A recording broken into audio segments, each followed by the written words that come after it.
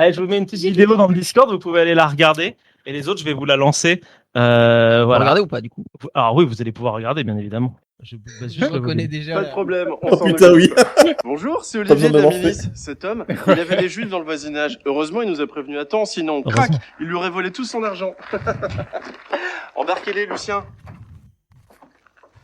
Et vous, monsieur, on va vous faire un trou de la taille d'une pièce de 2 francs, juste ici. Allez, une bonne journée.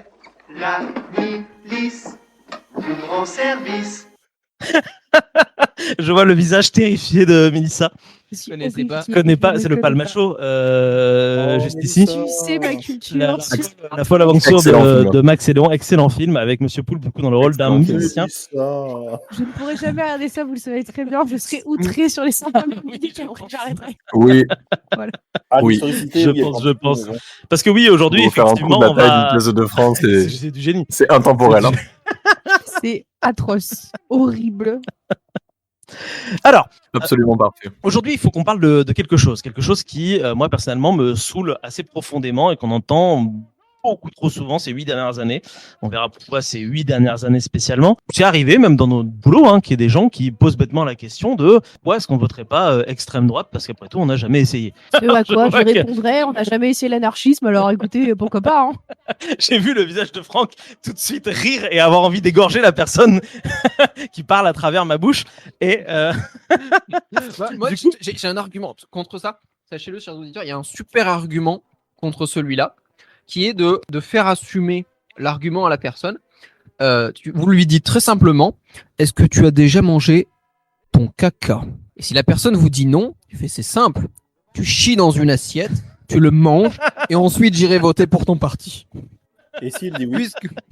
Ah, Mais il faut après, qu'il le fasse. s'il est prêt à aller jusque-là, mais c'est il vote bizarre. pas RN, écoute. Ouais, voilà. Il s'engage solennellement. Écoute, franchement, si le mec est prêt à aller jusque-là, c'est qu'il y croit.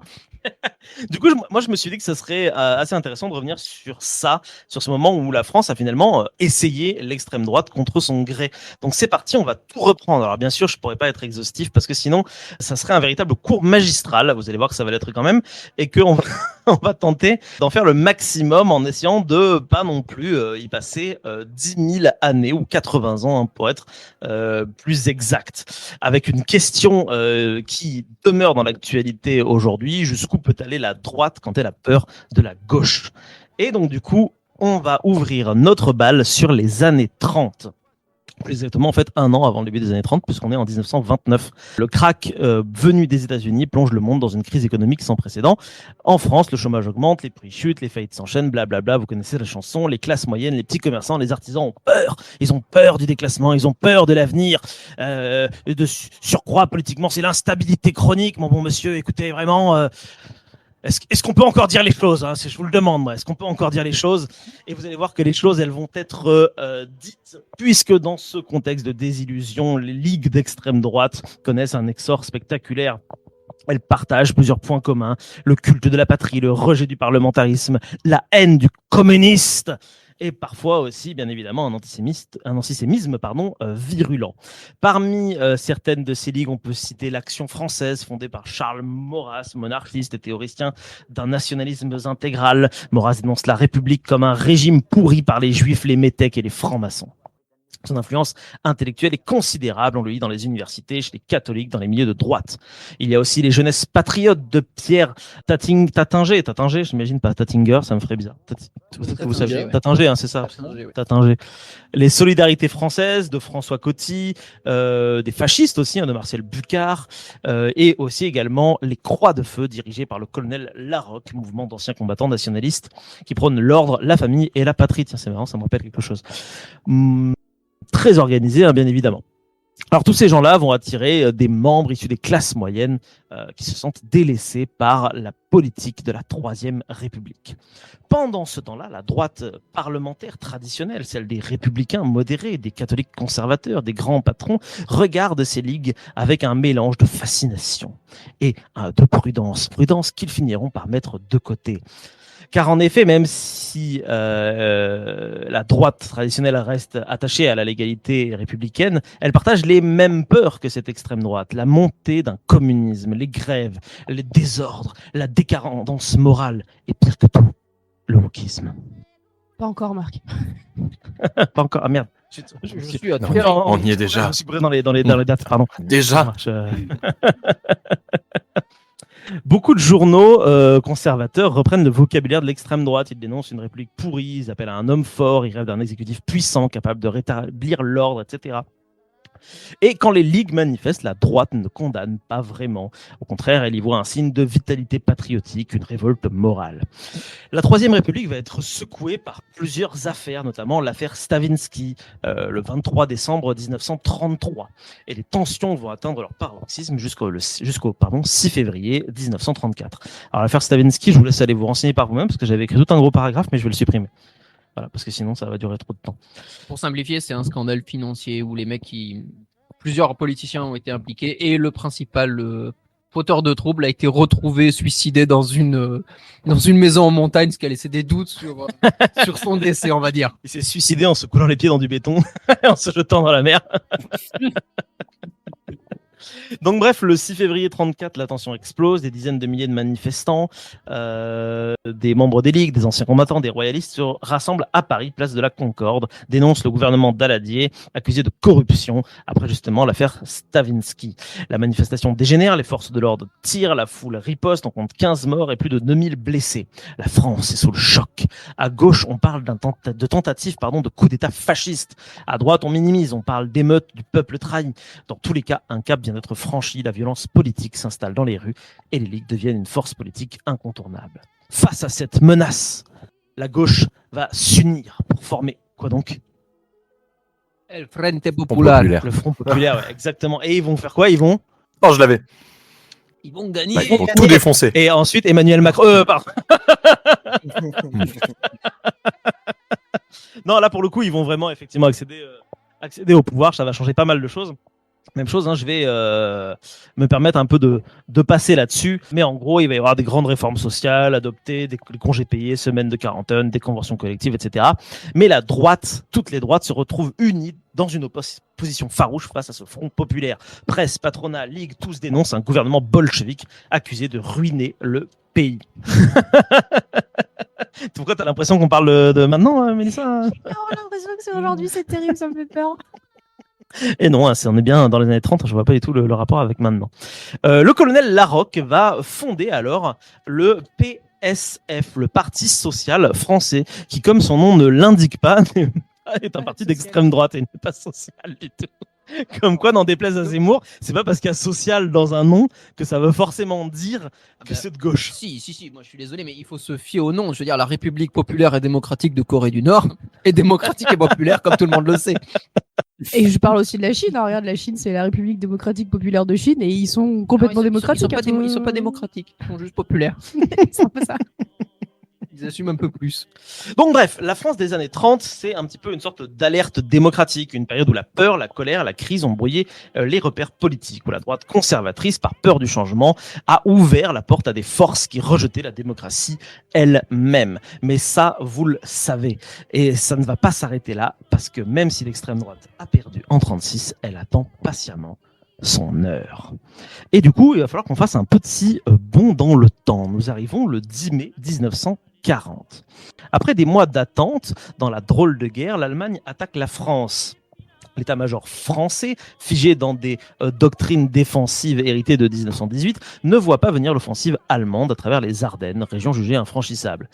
En quelques jours, les blindés percent les lignes, encerclent les forces alliées, coupent le pays en deux, etc., etc. La bataille de France tourne à la débâcle et le gouvernement fuit Paris. Les civils s'entassent sur les routes. À Bordeaux, où le gouvernement s'est replié, le Premier ministre Paul Reynaud tente de maintenir l'espoir. Il plaide pour poursuivre la guerre depuis l'Afrique du Nord en s'appuyant sur la flotte et l'empire colonial. Mais autour de lui, l'épuisement domine. Le vice-président du Conseil, Philippe Pétain, défend une autre position. Il faut demander l'armistice et mettre fin à la guerre. Philippe Pétain, c'est quoi? Ou plutôt, c'est qui? Quelqu'un a envie de parler de Philippe Pétain? Tiens, si vous voulez prendre un peu le relais. Avant, Non. le maréchal d'avant maintenant, hein, sinon ça spoil. C'est un général qui a été souvent mis en avant comme l'un des vainqueurs de la Première Guerre mondiale parce que il aurait eu des tactiques qui auraient permis des avancées à Verdun notamment.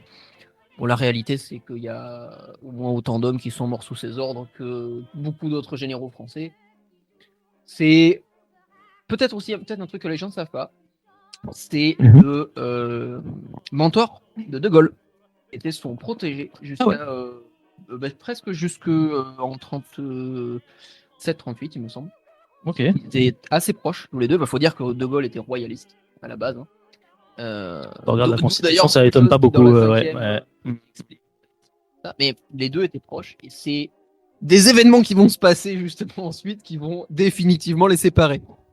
Alors après, Ok. je rebondis Ah, sur vas-y, vas-y, Pétain vas-y. parce que c'est vrai que j'ai l'impression qu'on tourne toujours une image noire de lui par rapport à ce qu'il a fait après, mais pour la Première Guerre mondiale, non mais la Première Guerre mondiale, il n'y a pas à dire, c'était un très bon général. Les soldats étaient ultra heureux qu'il soit tout le temps proche des combats.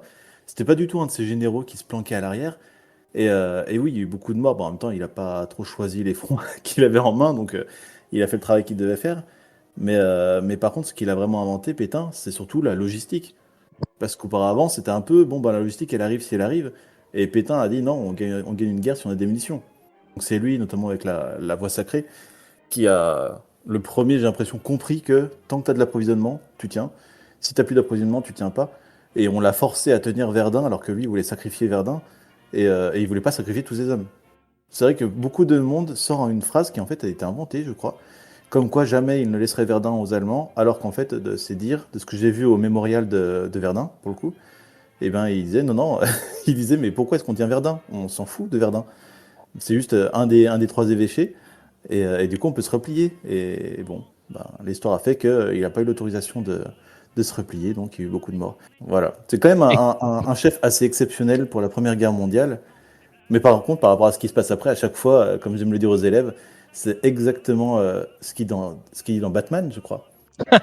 Il vit assez de temps pour devenir le méchant, c'est ça? Exactement. Soit tu meurs en héros, soit tu vis assez longtemps pour mourir en endossant la peau du méchant. Exactement, tout à fait. Et du coup, c'est effectivement alors toute l'histoire de Pétain, Première Guerre mondiale, on y reviendra, je pense, dans les futures hors-séries qui suivront sur la Première Guerre mondiale, puisque là, pour le moment, nous sommes le 16 juin 1940. Paul Reynaud démissionne. Le président de la République, Albert Lebrun, appelle Pétain à former un nouveau gouvernement. Et comme on l'a vu, ce choix à l'époque paraît naturel. Il rassure, il apaise. Mais en réalité, c'est beaucoup plus compliqué que ça, parce que Pétain ne veut pas seulement arrêter la guerre, il veut refonder le pays. Le 29 juin, Pierre Laval, vice-président du Conseil, propose à Philippe Pétain un projet de loi constitutionnelle confiant les pleins pouvoirs au gouvernement du chancelier sous l'autorité du maréchal, afin de promulguer une nouvelle constitution de l'État français devant garantir les droits du travail, de la famille, mais aussi de la patrie. Ce projet, du coup, accepté le 4 juillet en Conseil des ministres, est présenté aux députés le 8. L'exposé des motifs exprime le rejet par l'exécutif des institutions législatives de la Troisième République, nécessitant une réforme profonde des mœurs politiques. Mais en plus de doter la France d'un régime efficace, le projet de loi doit lui permettre de comprendre et accepter la nécessité d'une révolution nationale, passant par un retour aux valeurs traditionnelles. Pierre Laval rassure cependant à l'occasion les parlementaires sur le fait qu'en dépit des pleins pouvoirs, le gouvernement aura la collaboration d'une représentation nationale qui jouera auprès de lui son rôle normal. À la suite des réserves formulées par les parlementaires, le projet de loi est modifié. La Constitution, qui devait originellement être ratifiée par les assemblées, sera finalement ratifiée par la nation et appliquée par les assemblées qu'elle aura créées. Dans la nuit du 8 juillet, le député radical socialiste Vincent Badi rédige une motion co-signée par 27 parlementaires affirmant que, tout en reconnaissant la nécessité impérieuse d'opérer d'urgence le redressement moral et économique du pays et qu'il est indispensable d'accorder au maréchal tous les pouvoirs pour mener à bien cette œuvre de salut public et de paix, les parlementaires se refusent de voter un projet de loi qui aboutirait inéluctablement à la disparition du régime républicain. Par ailleurs, 38 sénateurs, anciens combattants, réunis autour de Jean Taurine, rédigent un contre-projet de loi suspendant les lois constitutionnelles, confiant tout pouvoir au maréchal Pétain pour prendre les mesures nécessaires au maintien de l'ordre, à la vie et au relèvement du pays et à la libération du territoire, mais réservant la rédaction d'une nouvelle constitution aux commissions parlementaires et au seul maréchal Pétain.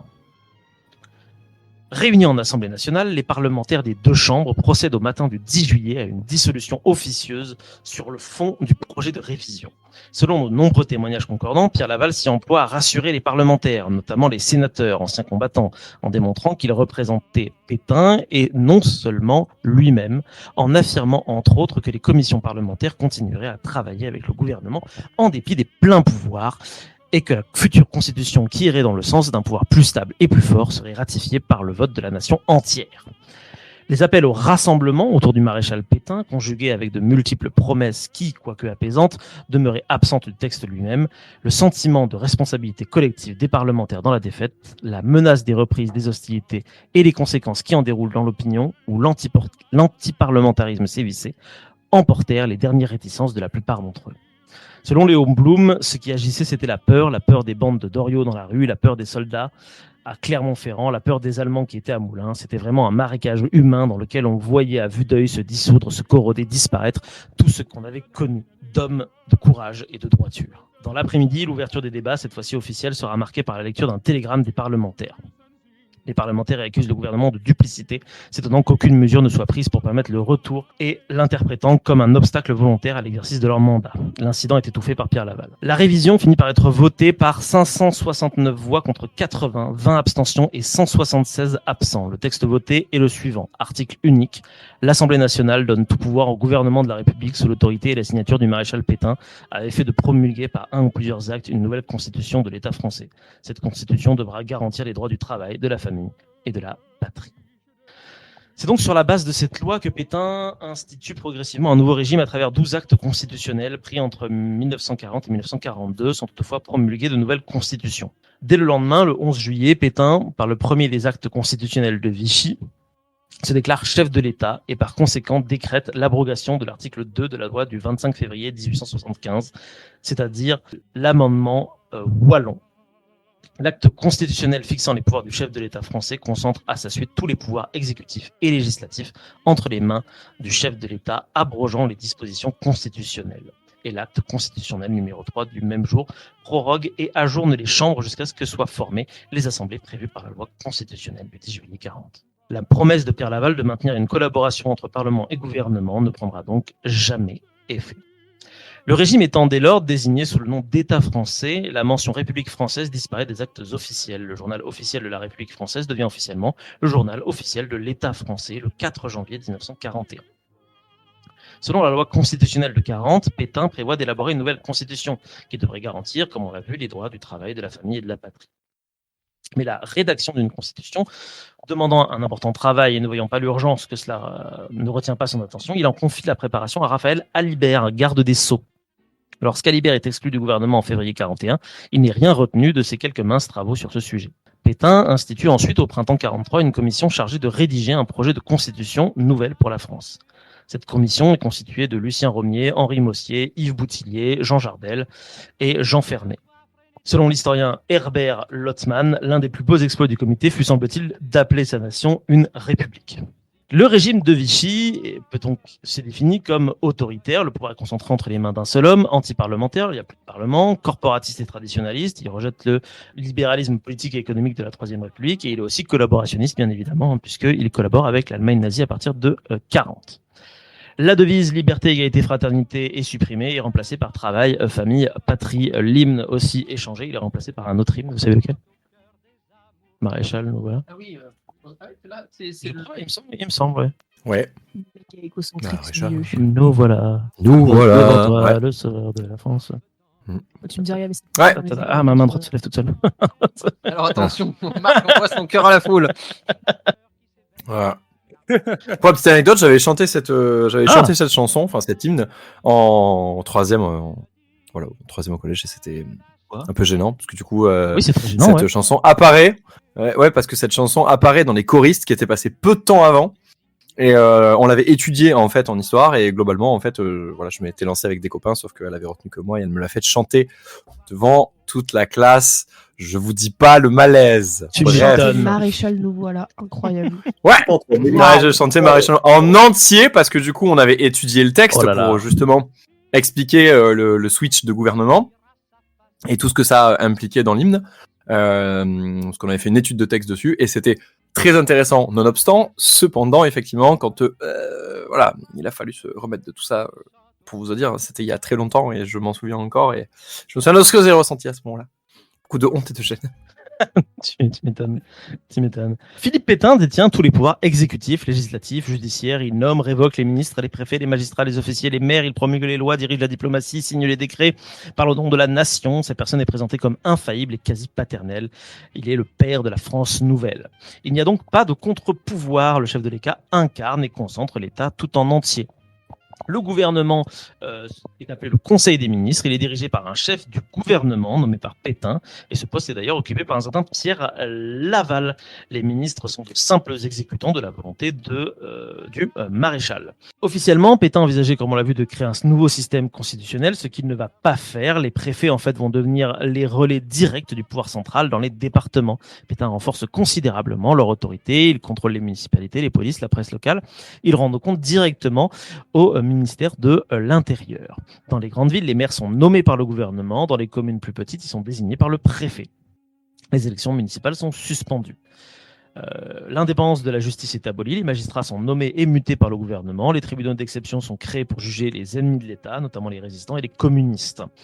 La police française collabore avec la Gestapo pour traquer les opposants et également les juifs. L'État français devient alors un État policier où la justice sert l'idéologie du régime. Donc du coup, forcément, le PCF est paralysé par l'interdiction, mais aussi à cause de la politique du maréchal Pétain. Il n'y a aucune action contre l'occupation jusqu'au moment de l'attaque de l'URSS par l'armée nazie en juin 1941. Il dénonce la guerre impérialiste, propose la fraternisation avec les prolétaires allemands sous l'uniforme, refuse de voir la France enchaînée, etc., etc. La SFIO est également hors course. La CGT est dans l'Union sacrée. Il y a d'abord un effet de mobilisation qui va concerner 5 millions d'hommes, puis de l'exode, puis les 1 600 000 prisonniers en Allemagne, le chômage massif, l'embauchage sur les sentiers du gouvernement, les travailleurs envoyés en Allemagne, etc., etc., etc. Vichy se voyait lui-même finalement comme une réaction à 1936. Il déteste la gauche au sens large, aussi bien les radicaux et leur libéralisme politique que le mouvement ouvrier socialiste et communiste. Il promeut l'ordre, la hiérarchie contre l'idéal, l'égalité, l'union nationale, contre la lutte des classes, tout en mettant en avant le mythe du mérite et de l'égalité des chances. Charles Maurras, fondateur de la revue royaliste L'Action française, comme nous l'avons vu, saluera le 9 février 1941 la disparition de la gueuse, la République, en parlant d'une divine surprise. Vichy va soutenir le clergé catholique, notamment en abrogeant la loi du 5 juillet 1904, en subventionnant largement les écoles privées confessionnelles. Le régime de Vichy privilégie le mythe d'une société rurale, corporative et religieuse. Le fait que le concept du folklore paysan étroitement imbriqué à celui du régionalisme, un modèle normatif, partie intégrante de l'idéologie vichiste et de son projet culturel. Le régime de Vichy, comme la plupart des régimes réactionnaires, oppose le corporatisme à la lutte des classes, c'est-à-dire l'idée que les patrons et les ouvriers forment un tout qui doit rester uni et harmonieux. Les organisations par métier devant donc remplacer les syndicats. Dès le 9 novembre 1940, les syndicats sont interdits. La charte du travail du 4 octobre 1941 instaure des corporations par branche d'activité, dissout les syndicats et interdit les grèves. Dans le même temps, la charte proclame la naissance d'un salaire minimum vital fixé par l'État.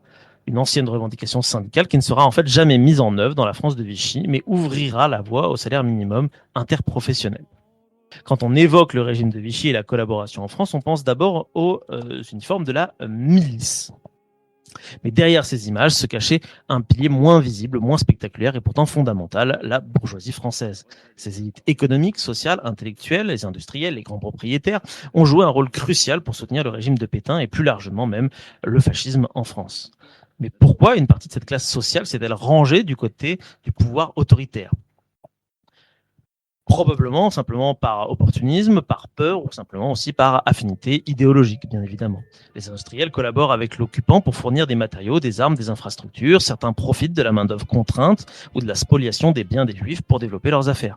Dans les administrations et les services publics, des fonctionnaires issus de la bourgeoisie mettent en œuvre les lois vichistes, qu'il s'agisse de répression des résistants ou de décrets antisémites. Pourtant, tout n'est pas uniforme. Beaucoup de membres de cette élite vont s'opposer également à Vichy, vont rejoindre la résistance ou refusent de collaborer.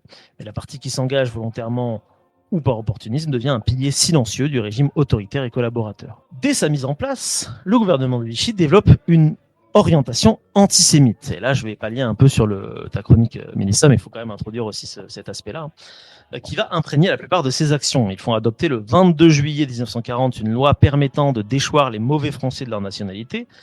Au mois d'octobre 40, le gouvernement supprime de manière rétroactive le décret Crémieux qui avait accordé en 1870 aux Juifs d'Algérie la nationalité française.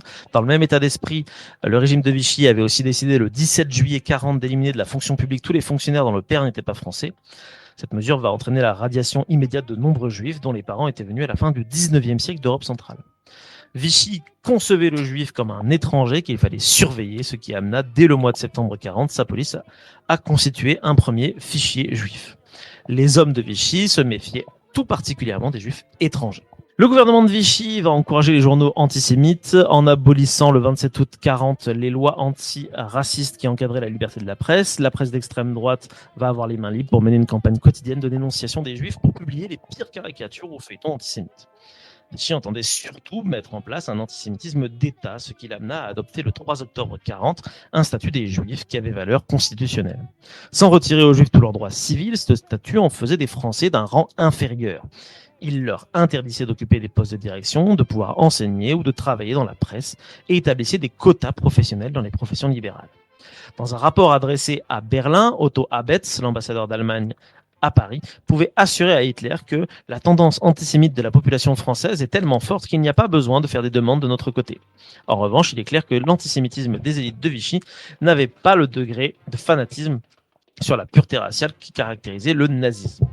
Il pouvait être toléré certains juifs qui affichaient une forte assimilation, surtout ceux qui faisaient partie de cette même bourgeoisie et ressemblaient culturellement peu aux ouvriers venus d'Europe de l'Est, parlant yiddish. Il n'y a pas non plus d'interdiction de mariage juif chrétien mixte. Des tensions émergent entre Vichy et les Allemands lorsque ceux-ci expulsent massivement les Juifs de la zone occupée et que des convois de Juifs arrivent en zone libre. Ceux-ci sont alors massivement internés par Vichy. Pour se coordonner avec les nazis, Vichy créa en mars 1941 un commissariat général aux questions juives confié à Xavier Vallat, un antisémite d'extrême droite. En juin 1941, Vallat va mettre au point avec les Allemands un nouveau statut des Juifs qui va uniformiser et renforcer les multiples interdictions professionnelles faites aux Juifs, limitant par exemple à 3% le nombre d'étudiants juifs. Vallat expliquait que, je cite, « Les Juifs ne sont pas tolérables dans la société à une dose homéopathique ». Tout au plus étaient tolérés ceux qui pouvaient prouver leur patriotisme en attestant que leurs ancêtres avaient combattu pour la France en 70, 14 et 39. Je cherchais le mode d'ouverture de la terrine. De la terrine de pâté de C'était porc. un pâté sous vide, donc tu vois, on n'arrive pas à l'ouvrir. Est-ce que vous êtes de la France du pâté? Est-ce que vous mangez du pâté? Est-ce que vous aimez les sapins de Noël ou pas? Français. Les saucissons. Ah bah attends, tu parles trop de choses hyper intéressantes et là. Ah bon, excusez-moi, c'est à côté, évidemment. La culture est affreuse. On est silencieux et tout. J'entends toujours. Je suis aussi captivé par le pâté, cela dit, donc en vrai, tu peux continuer à parler de pâté. Bon, j'adore le pâté, le sapin de Noël, enfin bref, voilà quoi. Les deux passions dans la vie, les pâtés. Et le Alors, Ouais, j'adore ça. Voilà, on va revenir sur notre nouveau statut des Juifs qui mettait aussi en œuvre une politique d'arianisation de l'économie française, se traduisant par une vaste expropriation des Juifs, dont les collections de musées français purent tirer profit grâce à la confiscation de leurs œuvres d'art. À partir de 1941, les nazis durcissent leur politique, adoptant la ligne de la solution finale visant à génocider les Juifs. Ils souhaitent que Vichy leur apporta tout leur appui et exige le remplacement de Xavier Vallat par Louis Daquier de Pellepoix en mai 1942. Depuis l'arrivée au pouvoir de Pierre Laval en 1942, Vichy s'engageait dans une politique de collaboration ouverte avec les Allemands. En juin-juillet 1942, Laval accepte de conclure avec les Allemands un accord qui prévoyait que la police française arrête et leur livre tous les Juifs étrangers vivant en France et en zone libre comme en zone occupée. Les négociations furent difficiles, en particulier parce que les Allemands ne voulaient rafler que les Juifs de plus de 16 ans et que les autorités françaises, qui ne voulaient pas avoir à gérer les orphelins, exigeaient que les enfants partent avec leurs parents. Finalement, ils n'ont pas envie qu'ils se séparent, c'est gentil. Pas tout de suite, parce que c'est un peu long, ce que je vois, je me permets. En fait, au début, Tu réponds au premier degré à ma blague. Ah merde, pardon. Mon humour noir, mais vas-y. Non, mais je voulais juste dire que Au début, ils ont pas tout de suite déporté les enfants. Ils ont abaissé l'âge légal à 14 ans, en fait. Donc, du coup, ils ont raflé les enfants de plus de 14 ans. Et du coup, les enfants qui se sont retrouvés orphelins sur leurs parents, tu sais, ils se sont retrouvés à Drancy, tutti quanti, là. Et en fait, les Ouais. gamins, il n'y a plus personne qui s'en occupait. Donc, il y en a qui sont morts tout seuls, etc. Et pour l'État français, c'était le bordel, quoi. Mais tu fais quoi de tous ces gosses qui sont sans leurs parents, qui sont alone dans un camp et que personne ne peut s'occuper? Et donc, du coup, ils ont décidé que, en fait, ils rafleraient tout le monde à partir de maintenant. Les femmes, les enfants, les hommes. Comme ça, tu pars avec tes parents et tu te Et basta. Et puis de toute façon, après, c'est plus notre problème, hein, c'est les Allemands qui se gèrent. Ça va. Oui, Non, alors c'est nous, pas on nous. a les mains propres. Hein. Oh. C'est pas nous, hein. C'est pas nous. Hein. Merde.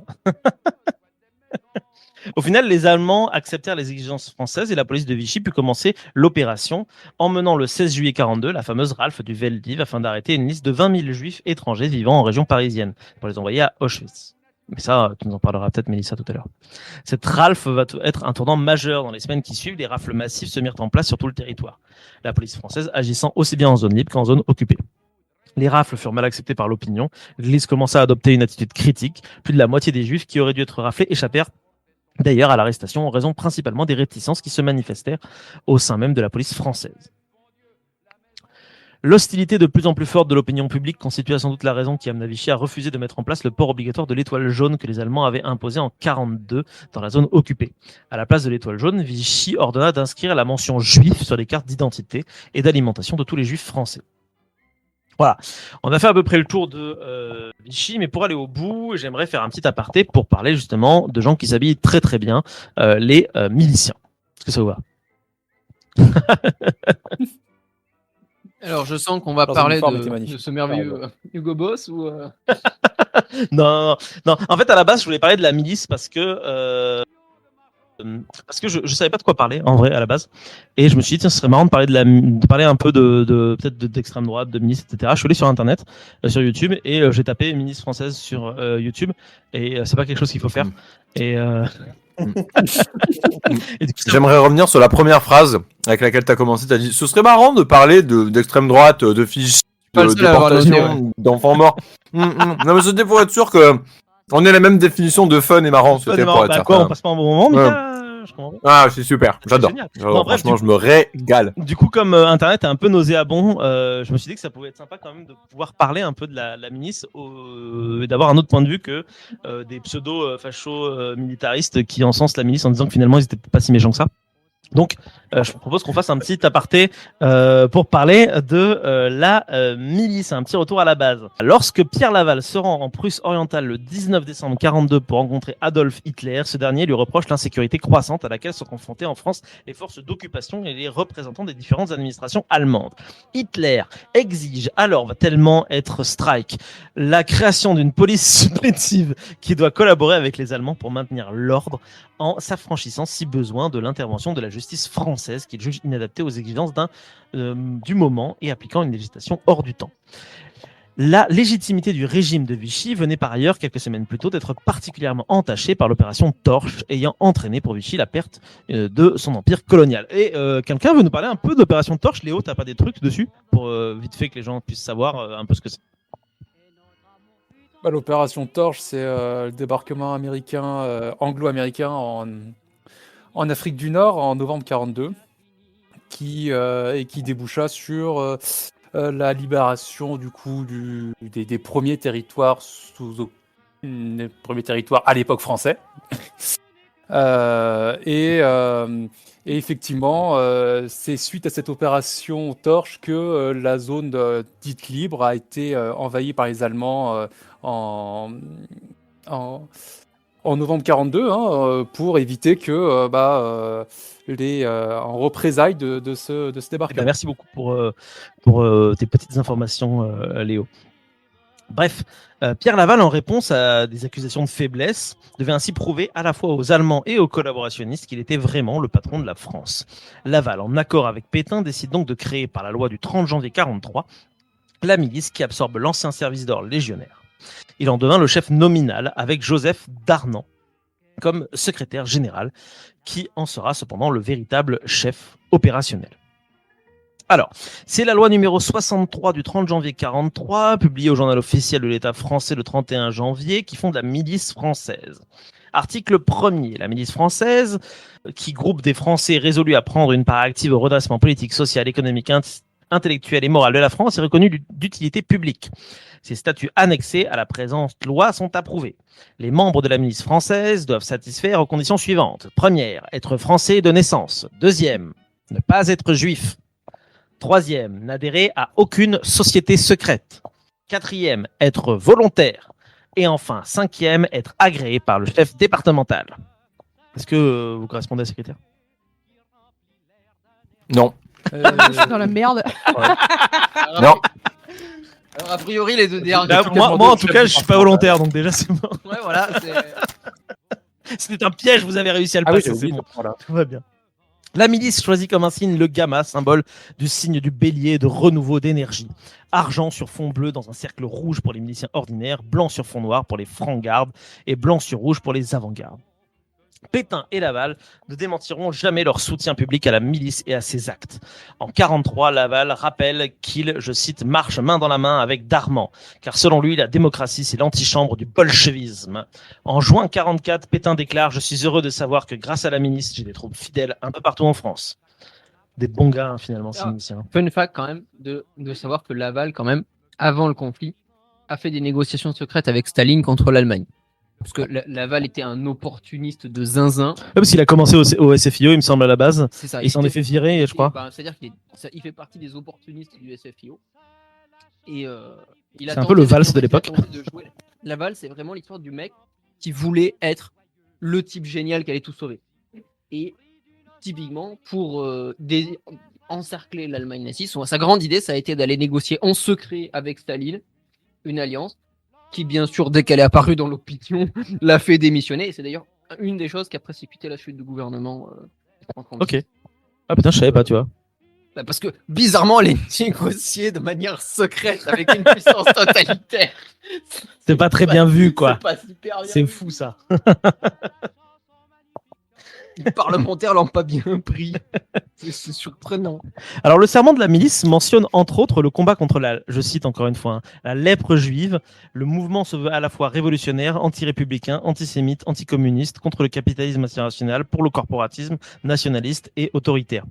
Selon les historiens Henri Rousseau ou Jean-Pierre Azéma, à pas confondre avec Marc Azéma, le projet de Darnaud et de certains de ses hommes était de faire de la milice un succédané de parti unique à terme, l'ossature d'un authentique régime totalitaire.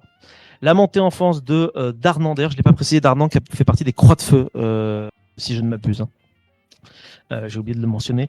La montée en force donc de Darnan dans le régime de Vichy, jusqu'à là avant tout autoritaire et réactionnaire, marque une étape décisive dans la fascisation finale du régime, ainsi que dans sa satellisation par les Allemands. Au début de 1943, les résistants, en particulier communistes, procèdent à de nombreux attentats et règlements de compte contre des miliciens. Pendant près de 5 mois, la milice, qui de janvier à novembre 1943 n'est pas armée, ne réagit guère à ces attaques et se plaignait d'être sans défense. On dénombre 76 miliciens abattus de janvier à septembre. Excédé, Darman ne peut résister plus longtemps sans réagir. Il demande expressément que la milice soit autorisée à porter des armes. En août 1943, Darman décide de rejoindre directement les SS et il est nommé Obersturmführer de la Waffen-SS et prête serment de fidélité à Hitler dans les locaux de l'hôtel Beauharnais, de l'ex-ambassade d'Allemagne à Paris, rue de Lille. Les nazis restent cependant longtemps réticents à armer les miliciens, chose qu'ils acceptent après la publication au journal officiel en juillet 1943 d'un décret autorisant les Français à s'engager dans la Waffen-SS. Dès que cette autorisation d'armement est accordée, la milice organise ses toutes premières expéditions punitives contre les maquisards communistes et autres FFI. Le 30 décembre 1943, Joseph Darman est nommé secrétaire d'État. Le 30 janvier 1944, il devient responsable du maintien de l'ordre, puis secrétaire d'État à l'intérieur le 13 juin 1944. À tous les niveaux, les miliciens essaient de supplémenter les autorités officielles et d'investir les rouages de l'État, comme à la tête de la préfecture de l'Hérault en début 1944, avec la nomination d'un milicien, Jean-Paul Reboulot, en tant que préfet. Ainsi, la milice est à la fois un parti, une police et une armée. Le 27 janvier 1944, la milice est étendue au nord de la France et les hommes de main de divers partis collaborationnistes y sont versés. Les effectifs de la milice atteindront près de 30 000 hommes. Elle dispose d'un bras armé que l'on appelle la Franc-Garde et d'une école de cadres installée dans les anciens locaux de l'école des cadres d'Uriage. Elle est alors considérée comme un corps d'armée malgré la convention d'armistice de 1940. D'ailleurs, fun fact, elle a aussi un aumônier général. On peut distinguer du coup plusieurs catégories de miliciens. La grande majorité des miliciens sont des gens ordinaires qui exercent un métier, ont une femme, des enfants. Leur activité militante les conduit simplement à participer à des groupes de réflexion et assister à des réunions ou des conférences et parfois se mobiliser pour telle ou telle cause, entre guillemets. À côté de ces civils, il y a les militaires. L'objectif essentiel de cette troupe permanente est d'assurer le maintien de l'ordre. Certains miliciens ordinaires peuvent être des francs-gardes bénévoles, susceptibles d'être mobilisés en cas de besoin. Il existe enfin une structure milicienne destinée à accueillir les jeunes, ce que l'on appelle l'avant-garde. Sur 10 à 15 000 militants actifs, moins de 4 000 appartiendront à la franc-garde, permanents et bénévoles compris. En fait, se retrouvent dans la milice beaucoup de jeunes marginaux, désœuvrés, chômeurs, paumés, pour beaucoup embarqués dans la milice par l'appât du gain, sans avoir de réelle motivation idéologique au départ. En fait, selon Pierre Ghiolotto, la majorité des miliciens de base appartenaient à la petite et moyenne bourgeoisie urbaine. Il cite une étude d'André Lawrence qui montre qu'en Ariège, ce sont les employés les plus nombreux, 12%, suivis par les commerçants, un peu moins de 12,2%. Les sans profession sont 9,3%, les ouvriers agricoles 7,8%, les artisans 7,6%, les ouvriers d'usine 5,9%, les professions libérales plutôt 4%. Une autre étude de Michel Chanal montre que dans l'Isère, c'était les ouvriers d'usine qui venaient en tête avec 18,6%, suivis par les employés à 13,7%. Dans la Loire, sur l'ensemble des miliciens passés devant un tribunal en 1945, 69% étaient ouvriers ou petits fonctionnaires, 16,9% sans profession, 6% artisans, 3,6% professions libérales, 3% policiers et 1,8% patrons. D'après un sondage socio-professionnel effectué auprès des internés administratifs, 27,3% étaient des employés aux petits fonctionnaires, 24% artisans ou commerçants, 19% ouvriers, 9% patrons, 13% cadres, 5,2% sans profession et 2,6% de cultivateurs. Petit à petit, la milice finit par se substituer aux forces de police et coopère avec la Gestapo en contribuant par exemple activement à l'arrestation des Juifs. La milice française participe donc à la Shoah en France. Elle dispose d'un service de sécurité dirigé par Marcel Gombert. Sa franc-garde participe également à la fin de l'hiver 44 à la répression sanglante des maquis comme ceux des plateaux de Glières ou de l'Ain ou du Haut-Jura. La loi du 20 janvier 44 autorise la milice à constituer des cours martiales sommaires. 3 juges, tous miliciens, siègent anonymement et prononcent en quelques minutes des condamnations à mort exécutables immédiatement. Elle se charge notamment de condamner à mort et de faire exécuter les révoltes de la prison centrale d'Ies en avril 44. Sont aussi exécutés des hommes politiques hostiles à la collaboration. Dès décembre 43, le directeur de la Dépêche de Toulouse, Maurice Soro, est tué par des miliciens envoyés par les Allemands. L'ancien ministre du Front populaire, Jean Zay, est aussi en 44. L'ex-ministre de l'Intérieur, Georges Mandel, livré aux Allemands à la milice, est à son tour exécuté. De même, Victor Bach, président de la Ligue des droits de l'homme, et sa femme Hélène sont dirigés par Paul Touvier du 2e service de la milice. Parmi de nombreuses autres exactions, la milice agresse à coups de matraque le professeur Édouard Guyot qui meurt des suites de ses blessures en 1948 et assassine en mai 1944 le résistant socialiste Edmond Grasset. Déstabilisés par leur impopularité auprès de la nette majorité des Français, les miliciens redoublent d'extrémisme. Les immeubles de la milice, à commencer par son QG au petit casino de Vichy, deviennent des lieux de torture et de sévices. Les miliciens pratiquent également la délation, contribuent à l'organisation de rafles et se livrent parfois seuls ou en groupe à d'authentiques massacres, comme près de Saint-Amand-Montron à Sévigny en Septenne le 11 juin 1944. Le capitaine Di Constanzo de la 2e unité des marches des Francs-Gardes ordonne par exemple aux miliciens chargés d'interroger les suspects à l'asile Saint-Méen à Rennes de leur, je cite, faire pisser le sang, chier leurs tripes et dégueuler leurs boyaux. Le 27 juin 1944, près de Saint-Junien à Saint-Victorien, Jean Filliot, l'homme de main froid et sans pitié, monte une embuscade contre des résistants à laquelle 9 résistants périrent ainsi que 2 habitants du village. Il est aussi celui qui désigne 4 miliciens pour assister l'état-major d'Adolf Dickermann pour la solution finale du massacre d'Oradour-sur-Glane. À la suite d'une exécution par la résistance, le 28 juin 1944, le secrétaire d'État à l'information Philippe Henriot, membre de la milice, des miliciens sillonnent les rues de Châteauroux en voiture en tirant sur les passants. De nombreuses autres exactions sont perpétrées à cette occasion, comme l'exécution de 7 juifs à Rieux-la-Pape par Paul Touvier, le massacre de 36 personnes jetées dans les puits de Guéry en juillet-août 1944, etc., etc., etc. Manquant toujours d'hommes, Darman n'a jamais disposé de plus de 35 000 adhérents, la plupart non armés et inactifs, tout comme la LVF. La milice se montre dès lors peu regardante sur son recrutement. Notamment, surtout, comme on l'a vu, pas mal de jeunes, en fait, d'une certaine manière. Ce personnel expérimenté et peu fiable, ainsi que le manque de moyens, font de la milice une force militaire médiocre qui n'acquiert jamais vraiment la confiance des Allemands. D'autre part, le comportement des miliciens les décrédibilise rapidement vis-à-vis de leurs propres concitoyens. En effet, le fanatisme pro-nazi de certains se double d'une attitude délictueuse. Lors de leurs opérations, ils commettent de nombreux vols, viols, cambriolages, rackets, extorsions de fonds, voies de fait contre civils et même aussi contre des fonctionnaires. En 1944, la milice fait l'objet d'une réprobation quasi générale. L'historien John F. Switz montre dans son étude locale sur Clermont-Ferrand comment les hommes de Darman sont restés ultra minoritaires, profondément méprisés et haïs. De février 1944 à août 1944, la guerre civile entre miliciens et troupes allemands d'un côté et résistants de l'autre atteint son paroxysme. Le 6 août 1944, Pétain, dans une lettre à Laval, finit par s'inquiéter des exactions de la milice, tout en reconnaissant son rôle essentiel dans la collaboration avec la police allemande.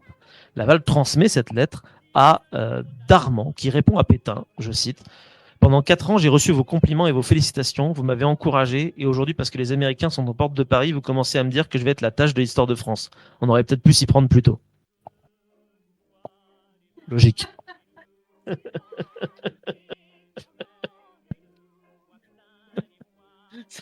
Ouais, la réponse est quand même sacrément salée, quoi.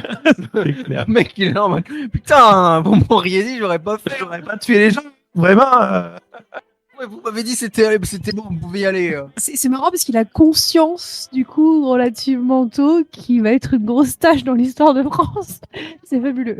C'est fabuleux. Hein. Comment ça, vous voulez pas couler avec moi? Je vais passer un petit peu sur pas mal de trucs parce que y a tout leur équipement après derrière qui est noté, où ils ont d'abord des petits guns, puis après on leur passe des masses, etc. Blablabla. En vrai, on s'en fout un peu. Tac, tac, tac. Donc on va passer directement à la fin. Environ 2500 miliciens et leurs familles prirent le chemin de l'Allemagne. Au 1800 furent versés dans la 33e division SS Charlemagne avec les survivants de la LVF et de la Sturmbrigade SS et d'autres unités auxiliaires. Mais Joseph Darman dut en abandonner le commandement à un officier général allemand qui s'appelle Gustav Krückenberg. Lui-même, nom du coup Darman, partit en Italie du Nord avec 500 francs garde faire la chasse aux partisans antifascistes. Il sera arrêté le 25 juin 1945 par les Britanniques et remis peu après aux autorités françaises. Il est finalement jugé par la Haute Cour de justice. À son procès, qui se déroule dans l'après-midi du 3 octobre 1945, le père Bruckberger intervint comme seul témoin à décharge en rappelant ses brillants faits d'armes. Dans la soirée, après avoir été qualifié de traître, d'assassin par l'avocat général Carive, dans son réquisitoire, il est condamné à la peine de mort. Sa demande de grâce, formulée contre sa volonté, est rejetée par le général de Gaulle le 7 octobre. Le 8 octobre, il adresse lui-même une lettre à de Gaulle pour demander par contre celle de ses camarades miliciens. Je viens vous affirmer, je le cite, que ces hommes, dans leur grande majorité, sont d'authentiques Français. Ils n'ont commis que l'erreur d'être fidèles à un grand soldat. Le père Bruckberger, qui a rencontré de Gaulle le 9 octobre, rapporte les paroles de ce dernier dans un ouvrage de souvenirs.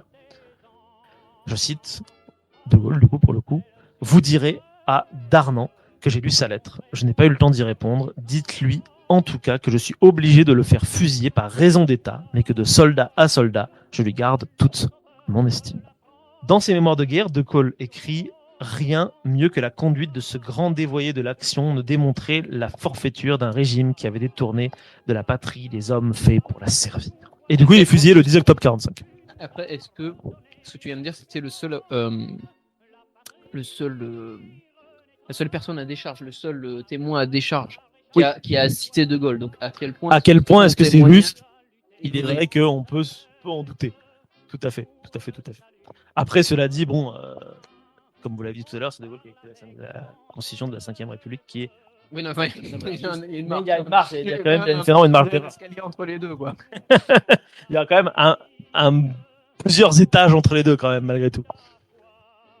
Tac, tac, tac, tac, tac. Voilà donc du coup pour notre petit résumé un petit peu global, mais j'ai pas fini de vous ennuyer parce que finalement quand on parle du régime de Vichy, on touche à un sujet explosif de l'histoire française, un sujet qui, plus de 80 ans après les faits, continue de déranger, de diviser. Parce qu'à travers Vichy, c'est une question très simple mais inconfortable que l'on pose. Comment un pays démocratique, républicain, le pays des droits de l'homme finalement, a-t-il pu basculer dans un régime autoritaire, antisémite et collaborationniste? Et surtout, une question que beaucoup de personnes s'est posée pendant ces fameuses 80 ans, est-ce que Vichy était un régime d'extrême droite? Est-ce que c'était du fascisme? Est-ce que c'était un simple accident de l'histoire? Les historiens débattent encore du mot fasciste parce qu'il faut le manier avec précaution. Le fascisme au sens strict, c'est celui de Mussolini. Un parti unique, mobilisation totale de la société, une volonté révolutionnaire, un État militarisé, etc., etc. De son côté, Vichy n'a pas de parti unique. Il ne cherche pas à créer un homme nouveau ni à conquérir l'Europe. Il soumet par contre effectivement les foules. Mais dans l'esprit, dans la morale, dans le rapport au chef, on retrouve la même matrice idéologique que dans les fameux régimes fascistes. Rejet du libéralisme, peur du désordre, glorification de la nation d'un chef et une hiérarchie des êtres humains présentés comme naturels. C'est pourquoi on pourrait ici parler, par exemple, peut-être, d'après certains historiens, de fascisme plus conservateur ou de fascisme à la française ou de fascisme moins brillant, juste peut-être plus paternaliste finalement. Ouais, vous pouvez choisir le mot que vous voulez, hein, finalement, mais bon, de nos jours, je pense qu'on peut qualifier ça de facho quand même, hein, malgré tout. Hein. Le fascisme, mais bon, ça va. Surtout C'est le que- fascisme de la France. Voilà. Semble-t-il, C'est le fascisme du dimanche. semble-t-il que le fascisme, j'ai envie de dire, c'est en fonction de qui le regarde, parce que par exemple, les Russes, ils appelaient jamais les nazis, ils les appelaient les fascistes. Dans Oui, dans et même l'art maintenant, russe, dans le c'est les vocabulaire fascistes allemands. étant donné que nazi est censuré systématiquement partout, on dit fasciste pour le. C'est faut censurer aussi. Mais C'est censuré aussi maintenant, il fasciste. me semble que c'est Ah censuré. merde. Qu'est-ce qu'on va dire maintenant, du coup? Rien. En fait, Rien. non mais c'est vrai. Tu ne peux pas parler d'Adolf Hitler, tu ne peux pas dire fasciste, tu ne peux C'est pas dire nazi, il y a vraiment plein de mots. Cet épisode ne sortira jamais. C'est possible. C'est bien qu'il y a plein de mots que tu peux pas dire, mais par contre, à la télé, il y a des dingueries qui passent, qui sont hallucinantes Parce qu'il n'y a pas des de la bots part qui de. sur la télé. C'est ouf. Ça c'est malheureusement c'est la version On y américaine. viendra à ça. T'as le droit de regarder des gens qui se font exploser la cervelle, mais t'as pas le droit de dire oh merde. C'est vrai. Fuck. Alors, pendant longtemps, la France n'a pas voulu entendre parler de fascisme. Après 45, on a préféré raconter une autre histoire, celle d'une France résistante, héroïque, qui aurait été trahie par une poignée de collaborateurs.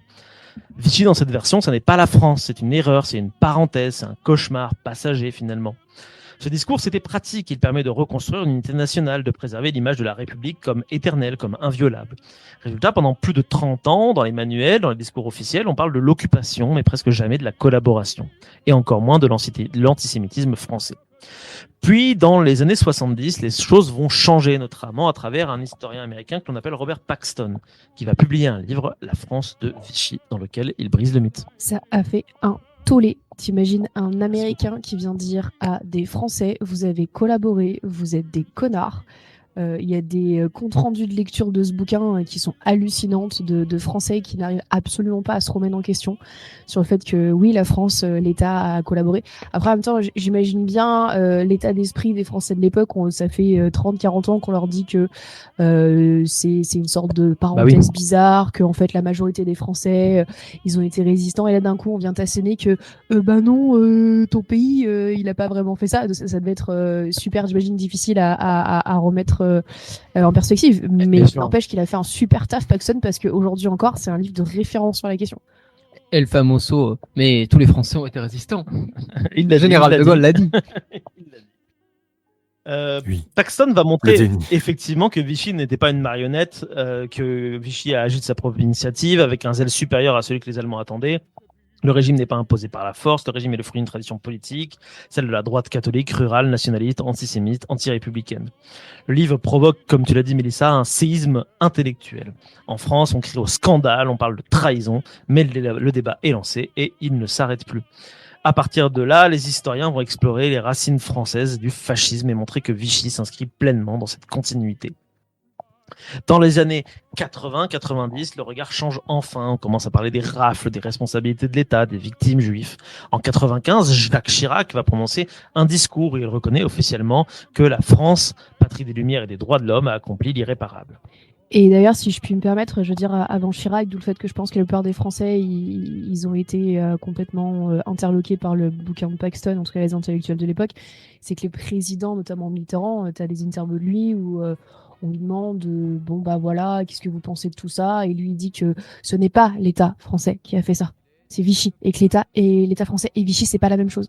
Donc il se Oui, c'est désolidarise désolidarise complètement. du truc. C'est hallucinant le C'est fait schizophrène, en fait, que Chirac, quand il fait son discours en 95, c'est pareil, c'est Ouais, une mais espèce de bombe. après, pour Mitterrand, Enfin, il y a en aussi réalité, une problématique qui est individuelle vis-à-vis de Vichy. Oui, j'en ai marre aussi, mais Parce que pour ceux Oui, qui puis ne en, le ré- savent en pas, réalité, effectivement. tout ce qui est politique, tu te désolidarises tout le temps, parce que sinon, ça veut dire que tu as des Oui. choses à payer. Enfin, Oui, c'est jamais ça. un gouvernement ne reconnaîtra un gouvernement précédent. Puis ne jamais admettre un tort. Hein. Jamais. En politique, c'est le principe de base. Hein. Toujours dire que tu as raison, même si c'est contre vent et marée, même si c'est prouvé factuellement devant toi, tu dis quand même que les autres ont tort. Sauf si Donc, et en vraiment plus, ça accuse un ennemi politique, mais sinon, non. et en plus, le gars y était, donc il avait genre encore moins de raison que les autres de baver. Depuis, du coup, la recherche continue à nuancer sans jamais excuser. Les historiens reconnaissent que Vichy avait ses spécificités, son attachement à la terre, à la religion, à la famille, à la morale. Ils s'accordent pour dire qu'il s'agissait bien d'un régime d'extrême droite porté par une idéologie autoritaire et nationaliste, et non d'un simple pouvoir pragmatique sous occupation. En fait, on peut se poser la question, du coup, finalement, est-ce que Vichy, c'est pas effectivement du fascisme? Parce que si la seule différence, c'est juste cette histoire de parti unique, bah, ça fait quand même vraiment juste une toute petite différence, quoi. Parce que sinon, le reste en a tous les atours, en fait. Donc oui, il y a des côtés un peu plus spécificité à la française, mais comme on le voit, ça reste quand même un régime d'extrême droite. Ouais, mais c'est comme les Allemands, je veux dire, le régime nazi, c'est presque une spécificité allemande. T'as des bouquins là-dessus c'est Nicolas Patin qui a écrit un bouquin comme ça. Putain, comment il s'appelle Ah, j'ai plus son bouquin, mais Nicolas Patin, il a écrit un bouquin justement sur la spécificité en fait de l'Allemagne de l'époque et de pourquoi c'est né en Allemagne et que c'est pas né ailleurs et de pourquoi ça s'est produit en Allemagne en fait.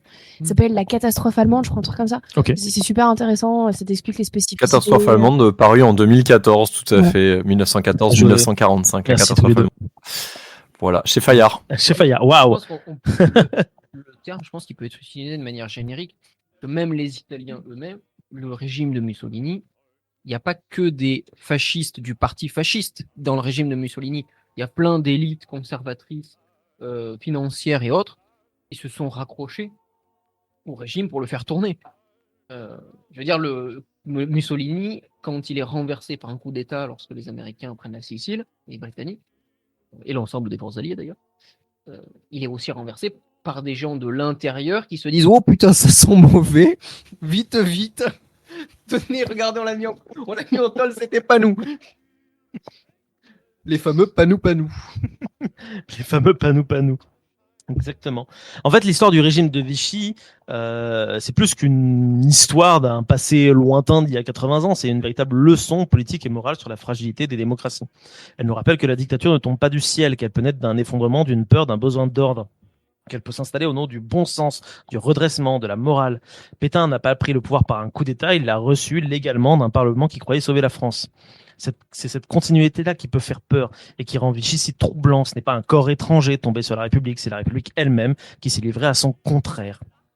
Oui, le régime de Vichy est d'extrême droite. Oui, il partage avec les fascismes européens les mêmes obsessions. L'ordre, la hiérarchie, le nationalisme, l'exclusion, la peur. Non, ce n'est pas un simple pouvoir d'attente ou de survie. La nuance souvent a servi à atténuer la faute, mais comprendre l'histoire, ce n'est pas la relativiser, c'est la regarder en face.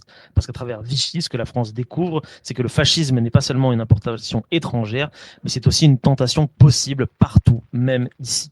C'est en reconnaissant cela que l'on peut éviter que l'histoire se répète. Regarder Vichy, c'est regarder ce que la peur peut faire à une démocratie. Et c'est se souvenir qu'entre l'ordre et la servitude, il y a parfois seulement un décret à signer. Quand on évoque Vichy, on parle d'un régime autoritaire, antisémite, collaborationniste qui a marqué la mémoire française. Quand on évoque aujourd'hui le Front National, devenu Rassemblement National, on parle d'un parti d'extrême droite, nationaliste, accusé souvent d'exacerber les divisions dans la société. Alors peut-on tracer un lien entre ces deux moments de l'histoire française? Existe-t-il une continuité entre les régimes de Pétain et certains courants de l'extrême droite française contemporaine? Après la Libération, la majorité des Français rejettent Vichy et la collaboration. Mais certains anciens collaborateurs, anciens membres de la milice, du RMP ou d'autres mouvements pro-allemands ne disparaissent pas. Ils restent actifs dans des cercles nationalistes. Ils deviennent mentors, des relais idéologiques pour la génération suivante. Ils participent à des groupes comme le Parti des Forces Nouvelles ou des clubs royalistes qui serviront de terreau au FN. FN qui sera fondé finalement par Jean-Marie Le Pen en 1972. Le Front National ne naît pas d'un coup du passé, mais il s'inscrit dans une tradition toujours nationaliste et identitaire. Certains premiers cadres sont donc d'anciens collaborateurs ou sympathisants de Vichy et parfois même d'anciens membres de la ministre de groupes fascistes français ou même de Waffen-SS, tout simplement. L'héritage idéologique de Vichy se retrouve dans la valorisation de l'ordre de l'autorité, la méfiance des institutions parlementaires, l'exclusion symbolique de l'étranger et des minorités assimilées à des menaces pour la France éternelle. Même si le FN n'est pas un État, il recycle des thèmes chers à l'État français adapté à la démocratie électorale. Quand Marine Le Pen prend la tête du FN en 2011, le parti change de stratégie, modernisation du discours, dédiabolisation, lapsus révélateur, retrait des références explicites au passé collaborationniste, maintien des thématiques centrales, nationalisme, immigration, critique de l'Union européenne, priorité à la France, aux Français, etc. On peut dire que la filiation reste quand même idéologique et culturelle. Le RN, aujourd'hui, reprend des thèmes chers à Vichy, mais adaptés à une démocratie moderne. La glorification de la France rurale, du chef, l'obsession de l'ordre sont transformés en discours électoral.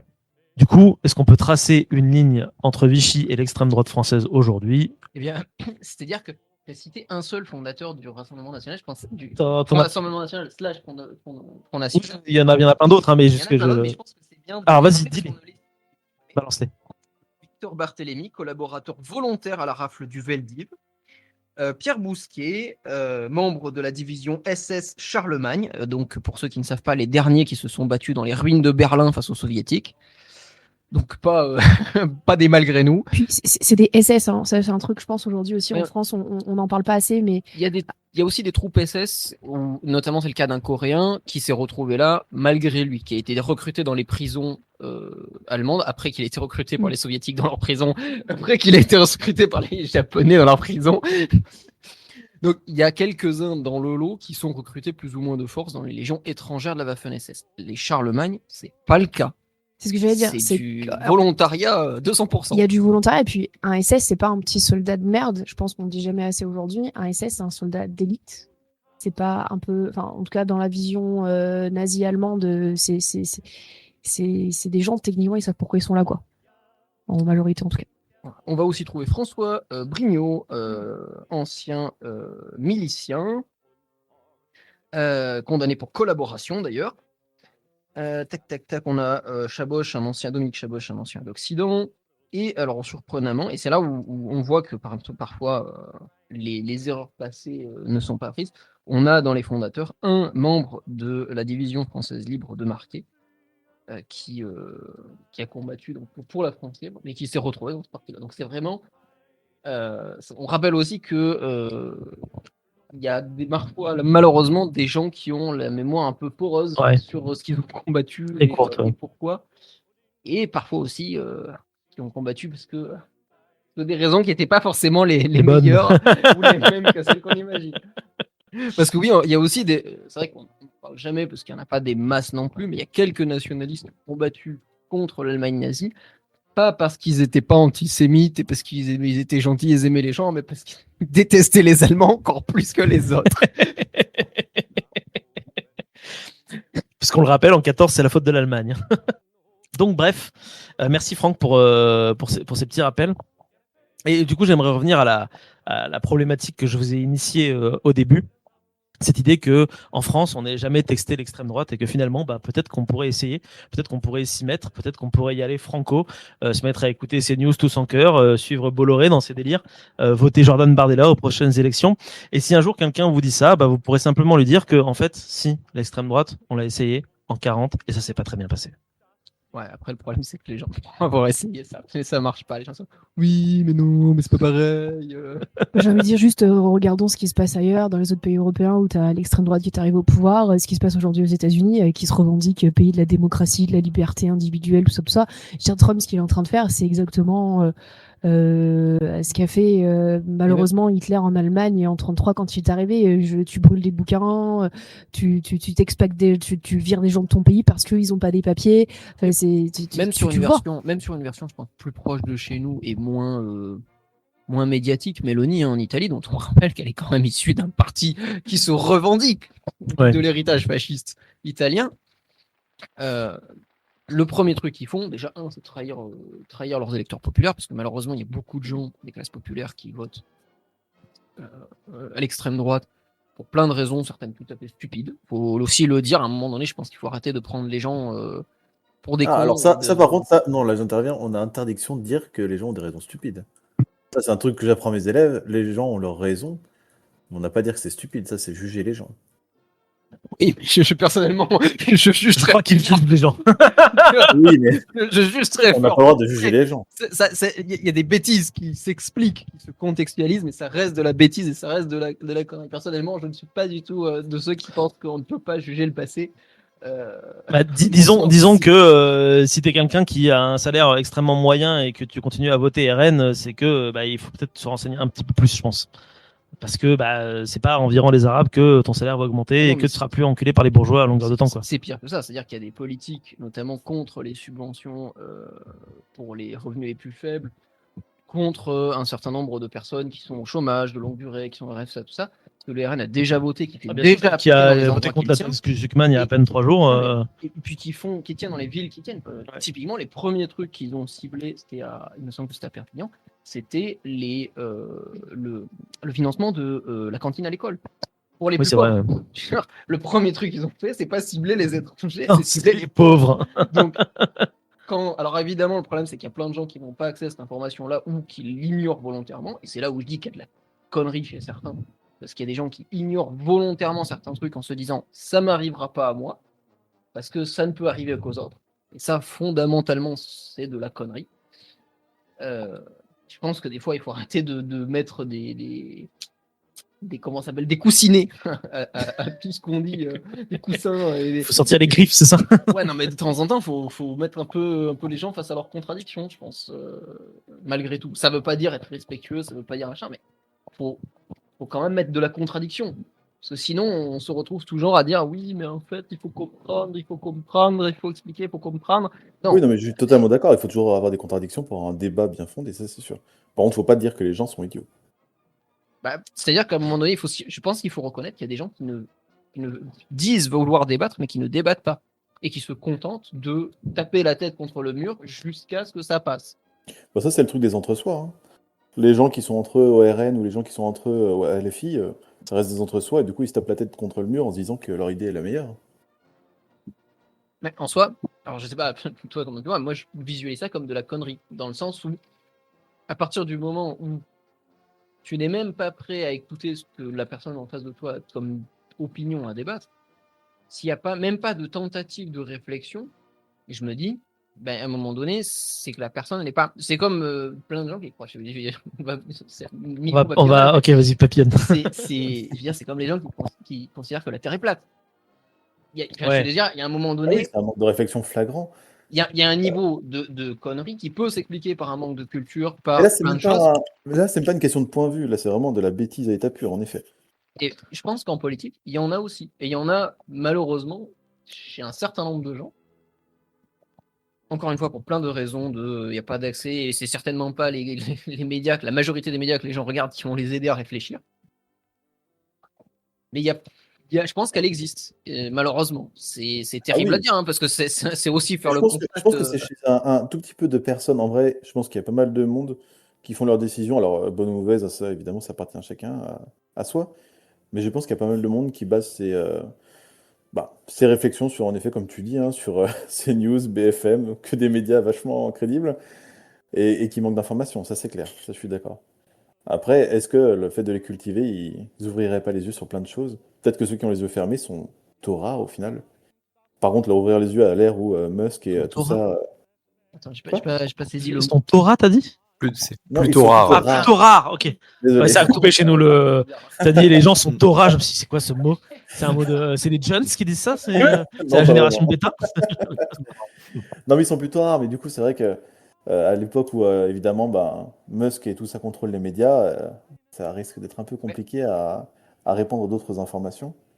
Même sans ça, tu vois, mais pour en avoir fait l'expérience il y a genre 4 jours, où j'ai rappelé à quelqu'un que oui, le Rassemblement National, c'est un parti qui avait été fondé par des Waffen-SS, par des miliciens, par des collaborateurs, et que donc de base, le parti avait quand même une une souche noire, une tache indélébile. Ah non, du coup, pas une souche noire déjà. On Allez. retrouve Cyril, merci. Voilà. Alors là, non, certainement pas noir, monsieur. hein. GG.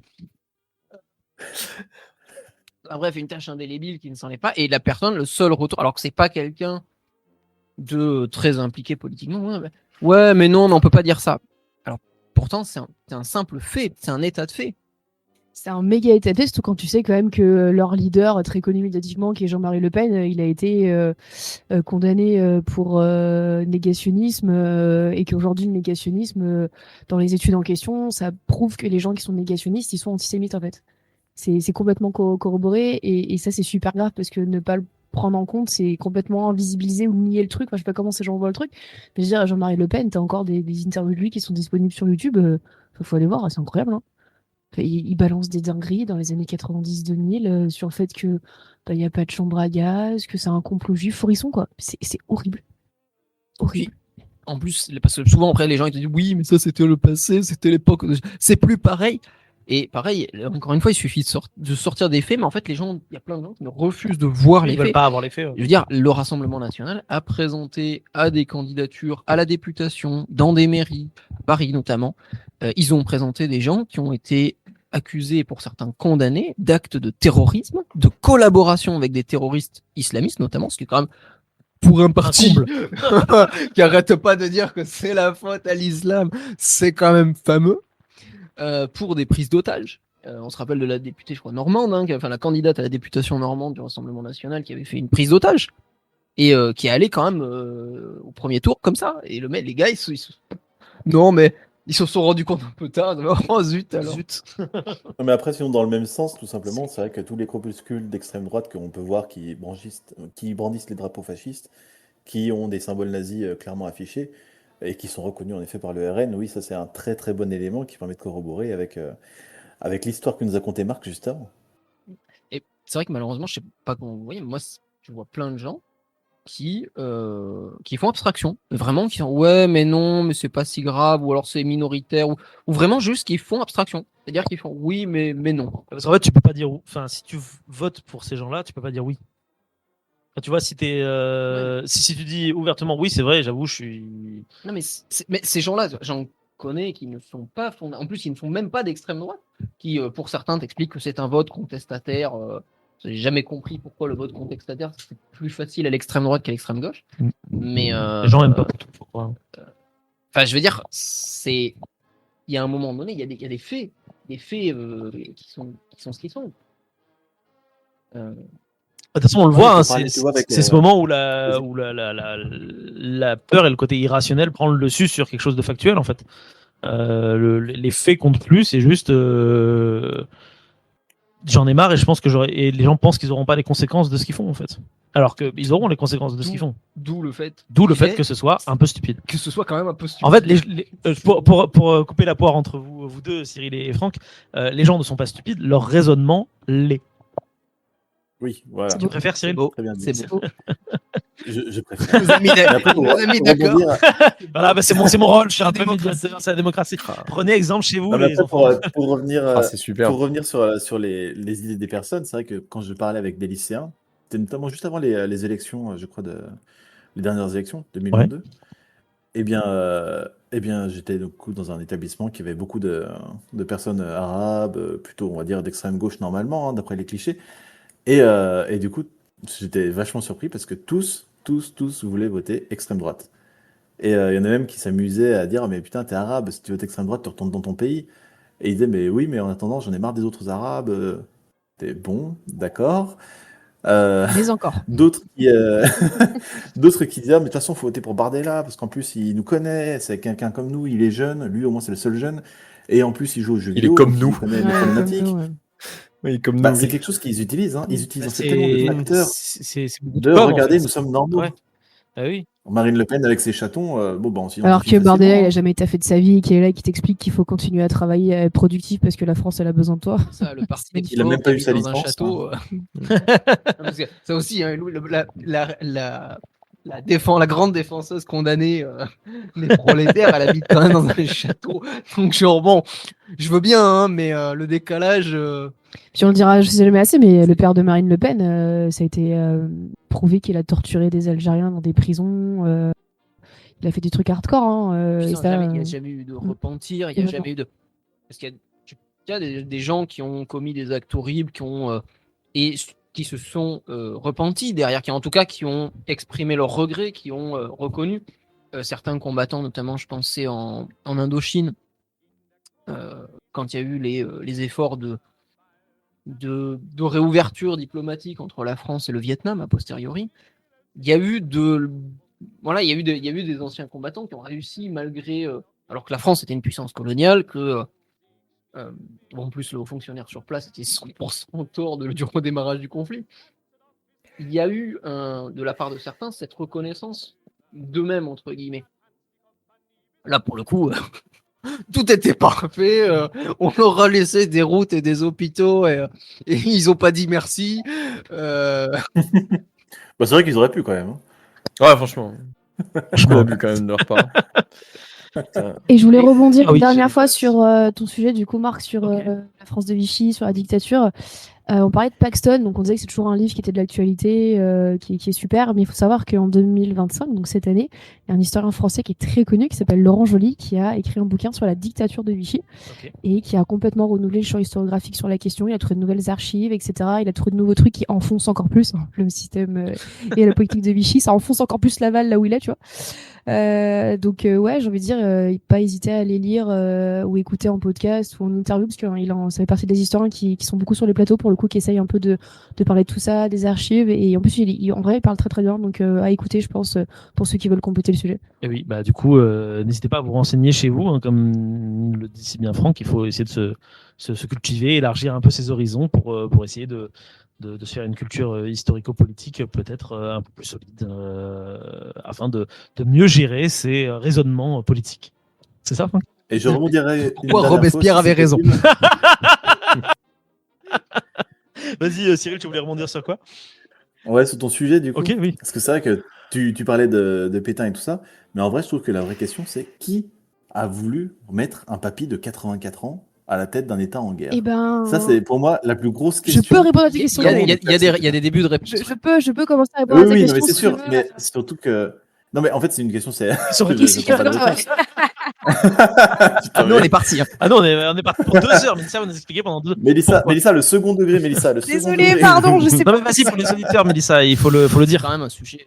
Ben justement, c'est Laurent Joly qui a commencé un peu à répondre à la question, parce qu'avant de venir, j'écoutais justement l'interview sur son nouveau bouquin là, et il disait que il a retrouvé des archives, et notamment des journaux de l'époque, qui ont fait un sondage, parce qu'il y a eu pas mal de magazines, de journaux d'extrême droite en fait, qui se posaient la question de la dictature, parce qu'apparemment en Europe il y a des pays qui étaient dictatoriaux, et qu'il y en a qui disaient mais ça se passe pas trop mal finalement dans ces pays-là, donc pourquoi pas la dictature en France. Donc il y a des journaux d'extrême droite qui ont posé la question aux Français.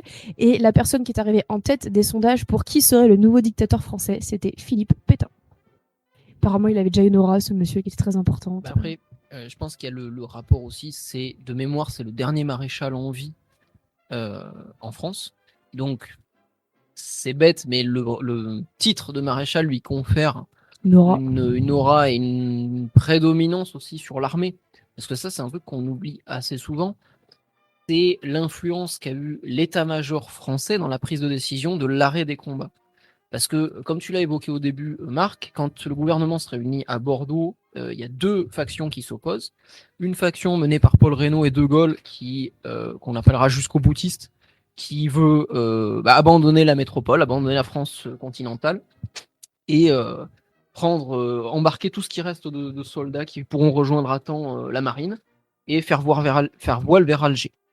Le fait est qu'il y a beaucoup de gens de l'autre côté qui refusent, entre guillemets, d'abandonner ce que certains qualifient de vraie France aux Allemands pour partir dans les colonies. L'influence, je pense, de certains officiers d'état-major de l'armée sur le choix de capituler et surtout sur le choix de refuser de soutenir Reynaud, de refuser de continuer les combats, elle n'est pas neutre dans le choix final du gouvernement. Si l'état-major français, dans son unanimité, avait dit rien à foutre, on les aura, a priori, Pétain ou pas Pétain, ça aurait pas changé grand-chose. Et ça, je pense que c'est un truc qui est, pareil, qu'on étudie très peu sur Vichy, c'est le comportement de tout un tas de hauts gradés. Moi, en tout cas, c'est ceux sur quoi j'avais écouté et lu principalement, mais je pense qu'on pourrait faire la même étude sur les hauts fonctionnaires, pour qui l'armistice, c'était mieux que la capitulation. Puisque abandonner la métropole, c'est une capitulation. Et capitulation militaire, c'est au niveau prestige, c'est une tâche. Alors que l'armistice, c'est une responsabilité politique. Donc, dans la manière de présenter les choses, c'est pas la même responsabilité. L'armistice, c'est la faute des politiciens. La capitulation, c'est la faute de l'armée. Et je pense qu'il y a aussi ça qui est joué dans le choix de beaucoup de soutenir Pétain. De dire, ah non, l'armée, c'est pas nous qui avons merdé. Nous, on était géniaux, elle a fait ce qu'il fallait. En s'appropriant d'ailleurs au passage le sacrifice de soldats français qui se sont battus corps et biens pour certains jusqu'à la dernière cartouche à Dunkerque. Et c'est assez oublié dans le pourquoi justement de Vichy. Ok, bah merci beaucoup tous les deux pour vos. Enfin, tous les deux, je vous dis tous les deux parce que je vois tous les deux en face. Merci beaucoup, tous les quatre, pardon. Oh, mais voilà, ok, on a compris, c'est bon. Allez, Mika, viens, Ouais, on c'est se clair. casse. Il y a les podcasteurs sur place. Surtout qu'on est Et 5, les mais tranquille. Hein. Voilà. Au total, on est 6. Le gars, il a dit merci à tous les 4. Bah, super. Merde, putain, pardon. Je crois que je me suis retiré d'office. Déjà. Super. Pardon, merci à toutes et à tous pour vos petits plus sur tout ça. Si ce petit instant passé en notre compagnie vous a plu et que vous avez envie d'en passer d'autres avec nous, eh bien n'hésitez pas à vous abonner, mettre un petit pouce bleu, partager la vidéo ou encore nous suivre sur les réseaux sociaux. Sachez que vous pouvez aussi écouter cet épisode dans son entièreté et pour cela vous n'avez qu'à vous rendre dans la description de la vidéo. Je vous dis à très bientôt pour à nouveau écouter un petit peu de tout et surtout un petit peu de rien.